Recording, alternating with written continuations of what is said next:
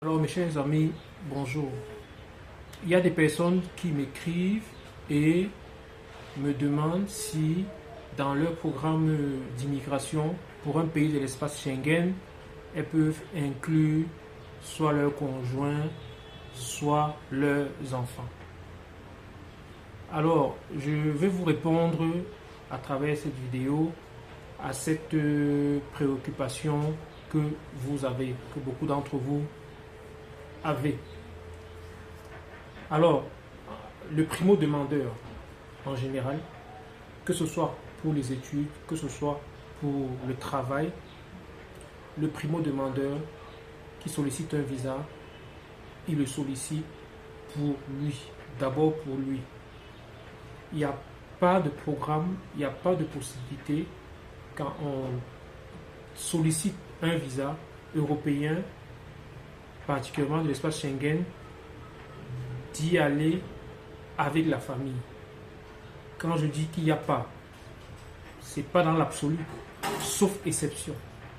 Quand vous sollicitez un emploi, quand vous sollicitez une inscription, une université, vous y allez d'abord seul. Ça, c'est la règle. Bon, bien sûr, il y a des cas exceptionnels. Par exemple, si vous avez déjà un niveau master et que vous voulez aller faire des études doctorales, PhD, dans ce cas, il y a des universités qui vous offrent l'opportunité, et des pays également, de venir avec votre famille. Mais là, c'est des cas exceptionnels.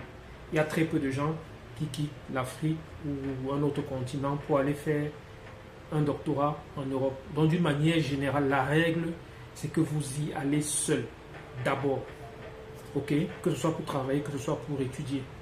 Et maintenant, quand vous êtes dans le pays, vous pouvez faire la procédure de regroupement familial.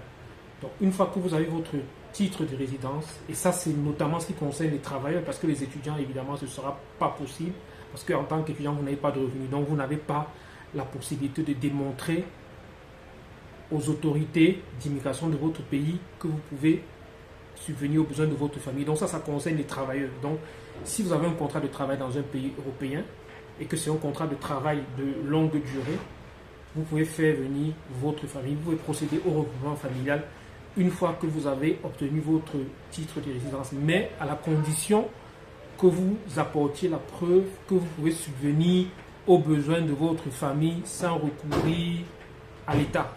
Ok? Donc en général, on vous demandera un certain montant précis en fonction du nombre de personnes que vous souhaitez faire venir, que ce soit votre époux, que ce soit votre épouse ou que ce soit vos enfants. Donc, voilà les conditions dans lesquelles vous pouvez faire venir votre famille.